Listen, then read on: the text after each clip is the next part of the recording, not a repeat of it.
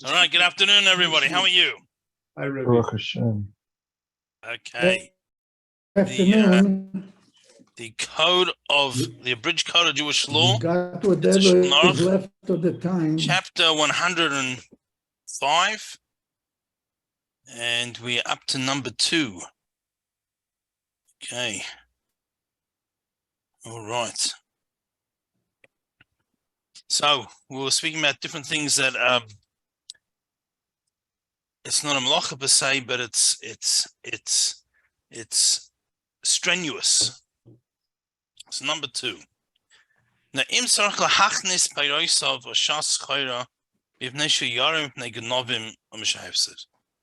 If you have to move your merchandise or your produce or other merchandise because you're worried about thieves or you're worried about some other loss, there's going to be a hailstorm, right? You've got 400 lawn mowers out on your display floor, in the yard, and there's going to be a hailstorm. Whatever happens to be. Whatever you can do, so you're allowed to do it because we said one of the things you're allowed to do is something to take a financial loss. However, whatever can be done discreetly, not publicly, it should be done as quiet as possible. So, you don't have to have 5 trucks pull up with your company's name all over it and blaring advertising jingles and try and be undercover as much as possible. Subtle. That's right, subtle. Yeah, if you can't do it, like I said, you've got your car lot or your tractor, there's all these it's on the main road, but there's going to be this major hailstorm. So so you can even do it publicly. But whatever you can do quietly and without making a big scene out of it, you should.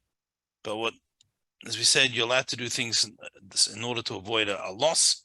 So you do what you have to do, but you try and keep it as quiet as possible. I'm sorry, what simon are you? We're just about to start Kufov. Chapter 106. Thank you. Now we're going to talk about buying and selling, but in general business. So many businesses, especially today, there's not a direct malacha, meaning, so one of my sons works in construction, so there's direct malacha, right? It's obviously doesn't work on Shabbos and Yom Tov, but it's but the things he does is malacha. There's building and demolishing and various things. But a lot of businesses today, there's not a malacha.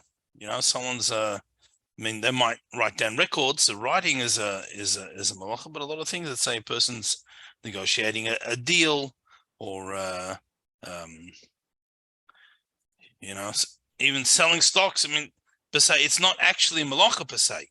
So the question is, it's obviously not the spirit of Shabbos and Yom Tov, and there's many business things that we don't do rabbinically because it can lead to writing down and all these different things. But now we're speaking about Chol HaMoed, the intermediate days. So where do we draw the line? What do we say we can do on Chol HaMoed and what we can't do? So Aleph, Kol Schayra Asura. Any, we'll say commerce, for lack of a better word, is forbidden. Okay, again, this is the starting point. Then we're going to mention the exceptions. But the starting point is a noun or a verb? Here I think it's the noun. Well, it's the verb. This is what you're going to do. All this chayra is a surah. Bein liknois, bein limkar. This is whether you're buying or you're selling. The inventory itself is the chayra. Here's the business that you're going to do. Business. So you can't do commerce. Again, we're going to have some exceptions. But the starting point is we can't do business on Chol HaMoed, whether we're buying or selling. Rak. However, let's say there's an opportunity to make a huge profit now. Now, obviously, Shabbos and Yom Tov is relevant, but Chol HaMoed is sort of a weekday. So there's an opportunity today that's only today. you could buy and sell in private. So if it's a closed door deal, and again, obviously Shabbos and Yom Tov itself, it's irrelevant. It's a closed door deal. You can't do that. But in the Chol HaMoed, if it's not going to bring the Chol HaMoed into disrepute because it's going to be a quiet, sort of, you're allowed to. But Yaitzi the Chaved Yom Tov, Yaisam HaShabbat L'Hoitzi. And you should, separately to this, you should spend more in the honor of Yom Tov than you previously intended. So if now you've made some profit out of the Chol HaMoed, you should make sure that you use some of that towards the last day's Yom Tov and spend more than you're originally going to. So at least it had some benefit directly to the Yom Tov. So that's if there's an unusual profit to be made. Base number 2. If you have some merchandise that you've got a concern, the concern is if you don't sell it now, yasid minakeren, you're going to lose value. So this could either be because it's going to rot, or maybe the prices are starting to drop. In other words, you're actually going to have a loss. Today it's worth $1,000, and in another 2 days it's going to be worth $500. There's going to be an actual $500 loss. So mutter lemachra, you're allowed to sell it. Because it's like losing an object. It's the same as if, similar, it's the same category as if the pipe in the basement starts to leak. You're allowed on Chol HaMoed, you're allowed to do malacha in order to stop the basement flooding and everything getting ruined. But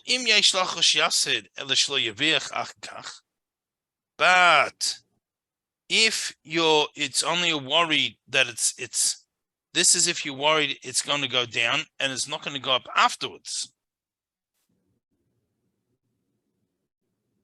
Sorry. If there's not a fear of it going down now, it just means you're not going to make a profit later. So you're not going to lose your investment. You're just not going to make a profit. So you bought it for $100, let's say, and right now you can sell it for $200, or let's say $250. We'll make it smaller because once it gets very big, maybe it comes into the other category. But if you wait till after Chol HaMoed, you're only going to get the $200 that you invested. So you're not going to make a loss. You're just not going to make a profit. Then you can't sell it on the Chol HaMoed, because losing a profit, in other words, losing something you don't have is not called losing. It's just not getting something. Losing means you actually lose something that someone has. A lack of profit is not considered a loss. Okay. Gimel, anytime, remember, questions, don't be shy. Number 3. Imchal Yorid. There's a fair. Now, nowadays, people aren't so excited about fairs, but they used to have, in regions, a major fair where everyone would come with the produce, and that was the main business time of that time. So when I was a kid going to Australia, now it's just really entertainment value. It used to be, they used to have the Royal Agricultural Show. So every state had one. And that was the time where people came, they brought their things, and this was the only opportunity. So the fair is Chol HaMoed. And this is a market day that's not frequent.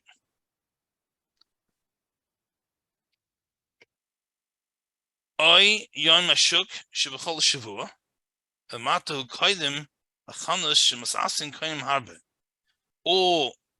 have market day every week. But this is a time when many buyers are coming. So in other words, it's whatever the situation is, it's an opportunity that you're not going to have at another time. It only exists now. So mutar limkor, you're allowed to sell. Now, kivan shadavish ain't a todir, because since it's an event that is uncommon. In this case, we look at the lack of profit as a loss. Now, it's not literally a loss because it's just a lack of profit, but it's an opportunity, to be like, this whatever industry you're in. You can imagine if you're in a certain industry and there's an annual or twice a year. This is the main, all the people bring their wares in this industry. This is the time to find clients. So it's if you don't do that, you don't have business or adequate business the next 6 months to the next. So that's if it's this unusual fee. I will b'yom hashuk shev'chol shavua also. But if you have your town has a normal regular weekly market day, which again today, we have supermarkets 24/7. But used to be all the farmers came in a certain day each week, and there was a market day. So the regular market day you can't. You should buy them upon him, because if you miss this week, you get next week. It's going to be the same thing.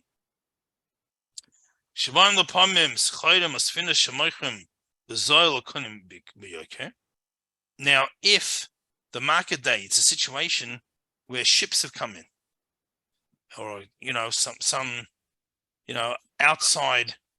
So either you can buy it very cheap because whole ship came in with 500 ton of grain, or you have the opportunity to sell at much greater profit because you have this huge amount of extra customers. And this is something that's not common regularly. So it's like a one-off event. If it happens every few weeks, so then it's not such a big deal. But if it's the type of place where this is not really going to happen again so soon, then so you're allowed to buy from them, you're allowed to sell. So in these unusual circumstances. So this is obviously the bridge code of Jewish law. So if someone really has a situation where they think that they would like to do something Chol, they should really discuss with their rabbi, their specific circumstances, and we can look at exactly, how it works. Then today also, of course, we have business that runs automatically, right? So sometimes people have online businesses. So sometimes online business means you get an order online and you pack it and send it. But sometimes online businesses are set up, you're like a third party. You have certain products and people buy certain products from your website, but actually the order automatically goes to someone else. These kinds of things just keep running on Chol Hamoed for sure.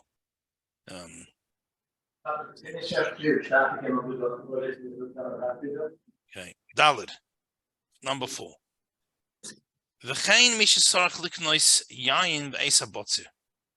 Similarly, if people need to buy wine at the time of when it comes out. Now, again, nowadays it's not so relevant because today, there's no. It's not, a winery doesn't have a grand opening each season and sell all the things and that's it. Today it's the larger companies, and if they do sell out, it's you're really buying from the retailers, not the winemaker himself. So wine's available, but it seems at the time, once they made the wine and it was decided that now it's aged enough and we bottle it, that's it. So someone who needs to do that. And then the people used to then take the wine in barrels or whatever, and they kept it in their storeroom. Shilo the sarche beisoi, and you need it for the needs of your house. Lishtos kolashon to drink for the whole year. V'achekach yisyoka yayin, and afterwards, and sure you can buy the odd barrel here from this guy and odd barrel here from that guy, but it's going to be at a much greater price, much more expensive. But the liknois b'chol hamoed, so you can buy chol hamoed. But if to buy for business, that's for yourself because you need wine for your house. and there's not other opportunities to get it at a normal price. But for business to get it cheap now at the with the grand winery sale, that you can't do on the Chol Hamoed. Hey, number 5.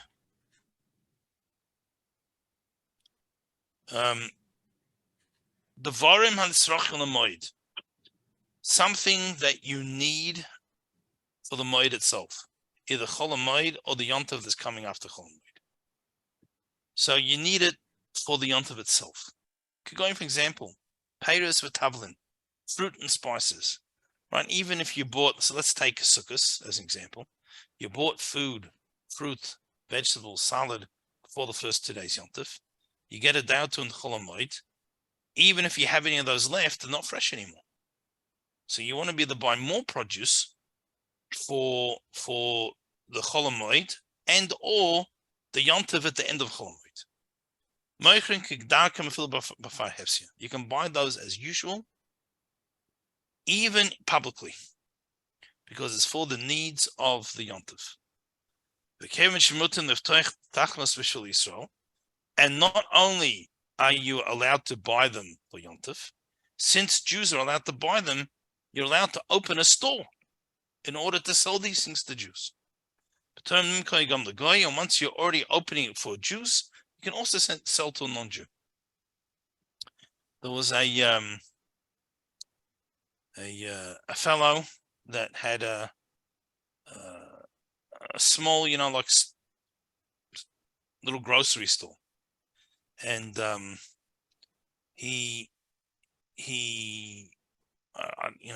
trying to say it in a way that for those who might know who he is, not to give away too many details. But Baruch Hashem, the business did well. And, it took him a while to get married and have children. So he was doing very well. Financially, he did not need to be open Chol Hamoed. But there were many, it was a large farm area, and there were many families. He thought to himself, people are going to run out of diapers. Chol Hamoed. So he opened the store, but he gave all the profits to tzedakah. All the profits came to Chol Hamoed, gave to tzedakah. He says it was. Now you don't have to do this. I'm just putting this concept. Although he was open Chol Hamoed, and I guess he worked long hours Chol Hamoed, but it was totally as a service to the Jewish community. He didn't want to make. Anyway, and Hashem blessed him, Baruch Hashem. Baruch Hashem. So always Baruch Hashem, that we get to see it. Yeah. And often people open up for the right reasons, not everyone's going to give away all the profits. It's refreshing to see people. All right. 6, number 6. This boy chayvus. Nahagel hakafil Yisrael. We are lenient about collecting debts or collecting payments, even if it's from a Jew on Chol Hamoed. Because we look at it as something that could get lost. Because now the person has money to pay. If he doesn't pay now, who knows when he get money again? It's so we look at it. So we're lenient about paying debts and various things. Zion, number 7. Now, the first thing, just to give a little bit of interest, a little introduction about interest, Ribis. Now, Torah does not look at charging interest on a loan as inherently wrong in concept. In other words, the way that Christianity sort of perverted the Torah in this matter is that it's inherently wrong, and that's how to look at it.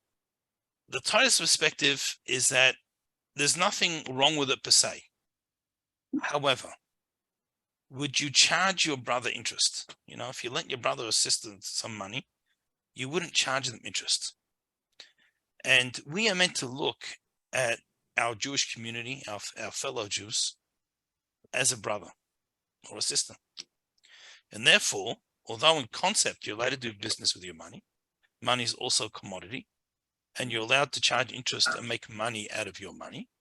But to your brother, to your fellow Jew, to your brother or sister, those you shouldn't charge interest. So, although we can't charge each other interest, but there's nothing wrong or evil or sly about interest in general. Interest is acceptable, except to our fellow Jews, who we're meant to feel as extended family. So with that just in mind, lahalvois the ribas legoy haregel etzloi. Now let's say you have so you have lending money on interest to a regular non-Jewish customer. So you have someone that it's not the first guy it's not the first time you ever met him and making a deal from scratch. But you have this fellow, he's coming, he's a regular customer. You're allowed to lend in the money on interest. Because it's like losing something. Why is it like losing something? Because if you don't lend him the money, he's going to go to the different loan store or the loan broker, and that's his stop from now on. You lost the customer. You lost this opportunity, so that's considered a loss. This is why, by the way, along these lines, there's some people who the rabbi gives them approval to work Chol Hamoed. Not that they necessarily need the money, but they're going to lose their job. They've already taken off 2 days Rosh Hashanah, taken off Yom Kippur, taking off the first 2 days Sukkot, the second days. Now, some people, Baruch Hashem, are able to take off all the time and Chol Hamoed also. But some people are in a position where they can't. And if they're going to take off any more days, that's it. And so this idea of losing the job. The losing the job is also a loss. Now, if you end up lending money to a non-Jew who's not your regular customer,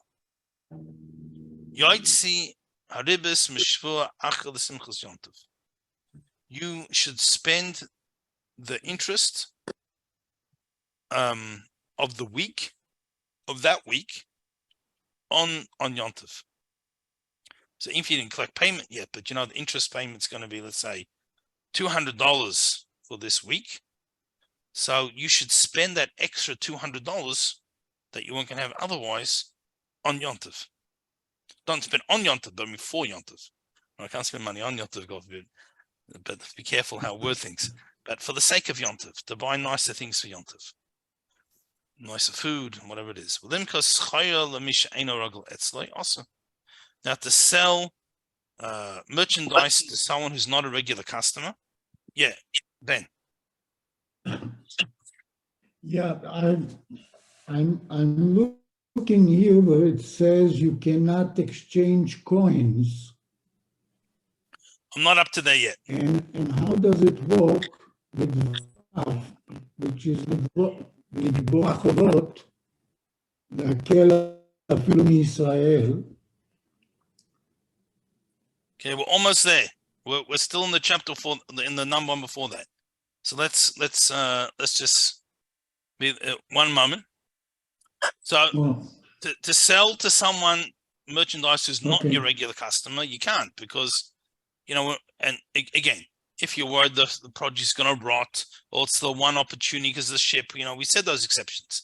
But in normal circumstances, we don't do business on Chol Hamoed. It doesn't help if you spend extra money on Yom Tov. You just shouldn't be doing it. But someone who's your regular customer, and if you're not going to serve him now on Chol Hamoed, you're going to lose your customer. So now it's mutter. Now it's allowed. Because it's like losing something. Losing a customer is the same as losing merchandise. Because you don't want him to get used to going to your competition. That's it. Then we come to Ben's question. So, ches number 8. Chiluf matbayis also.